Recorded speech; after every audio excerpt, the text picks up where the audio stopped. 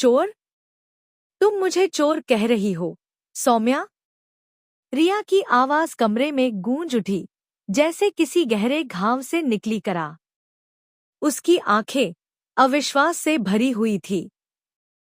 एक पल को उसने सोचा शायद उसने कुछ गलत सुना हो, लेकिन सौम्या का चेहरा किसी संदेह से नहीं, बल्कि घृणा और नाराजगी से भरा हुआ था। हाँ रिया, सौम्या बोली, आवाज कठोर और बेरहम। जो बातें सामने आ रही हैं, उनसे तो यही लगता है कि तुमने पैसे चुराए हैं। मेरी अलमारी से, ठीक उसी दिन जब तनख्वाह आई थी। रिया को लगा जैसे किसी ने उसके सीने पर भारी पत्थर रख दिया हो। उसने धीमे स्वर में कहा, सौम्या, मैं तुम्हारे पैसे क्यों चुराऊंगी? क्या तुम सच में सोचती हो कि मैं ऐसा कर सकती हूँ? तो क्या ये महज संयोग है कि तुम्हारे पास अचानक नकदी आ गई?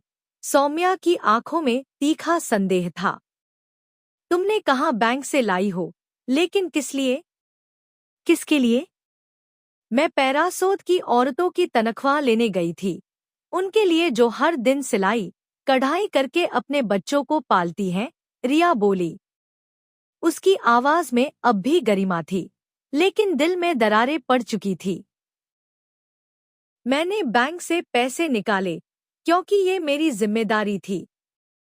कैट, जो अब तक एक कोने में खड़ी यह तमाशा देख रही थी, आखिरकार आगे आई। वो गुस्से में थी, इतना कि उसका चेहरा लाल हो चुका था। सौम्या, क्या तुम पागल हो गई हो? वो बोली। क्या तुम्हें अंदाजा भी है कि तुम किस पर शक कर रही हो?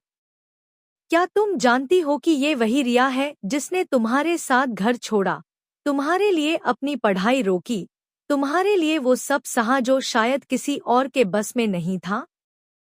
और आज तुम उसी पर ये इल्जाम लगा रही हो? कैट, सौम्या बुदबुदाई, लेकिन उसके शब्द गले में अटक गए। रिया अब तक जमीन की ओर देख रही थी, लेकिन अब उसने सिर उठाया और अपनी आंखों से सीधे सौम्या की आंखों में देखा। सौम्या, तुम्हारा ये शक सिर्फ मेरे चरित्र पर नहीं, मेरे पूरे वजूद पर है। जब भरोसा ही नहीं रहा, तो सफाई किस बात की दूं? मैंने तो तुम्हारे लिए सब कुछ किया। पैरासोत की औरतें, उनका संगठन, ये सब इसलिए खड़ा किया ताकि हम जैसे लोग, जो नीचे से उठते हैं, उन्हें किसी और का सहारा न लेना पड़े। और आज तुम मुझे उसी मेहनत का अपमान दे रही हो? कैट ने पेपर्स उठाए, वही कानूनी कागज जो रिया और सौम्या के बीच दरार की जड़ बने हुए थे। ये देखो सौम्या, यही है तुम्हारे शक का आधार। पेपर्स जिन पर दस्तखत करके तुमने रिया की जिंदगी बदल दी। एक झूठे दस्तखत से तुमने उसके सारे अधिकार छीन लिए। क्या यही रिश्ता था तुम्हारा? अगर यही पेपर्स हैं फसाद की जड़, तो लो। कैट ने कागजों को फाड़ते हुए कहा, अब ना ये शादी होगी और ना ही ये घर रिया के लिए रहेगा। लेकिन सौम्या, याद रखना, तुमने जो तोड़ा है वो कोई कागज नहीं, एक रिश्ता था। रिया के आंसू अब बहने लगे थे, वो आंसू जो अंदर से उबल रहे थे, जिन्हें उसने अब तक रोका था। तुम्हें पता है, सौम्या, मैं जब पैसे निकाल रही थी बैंक से, तो मन में गर्व था। सोचा था, चलो किसी की मदद होगी, किसी घर में आज खाना बनेगा। लेकिन अब लगता है जैसे मैं सबसे बड़ी मूर्ख थी, जिसने तुम्हारे लिए अपना आत्मसम्मान तक दांव पर लगा दिया। कमरे में सन्नाटा था। सिर्फ रिया की आवाज थी, जो गूंजती जा रही थी।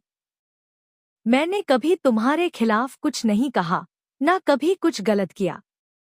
पर जब कोई अपना ही आंखें फेर ले, तो क्या बचेगा? तुमने मुझे चोर कहा, वो शब्द नहीं था, वो एक जहर था जो मेरे भीतर घुल गया।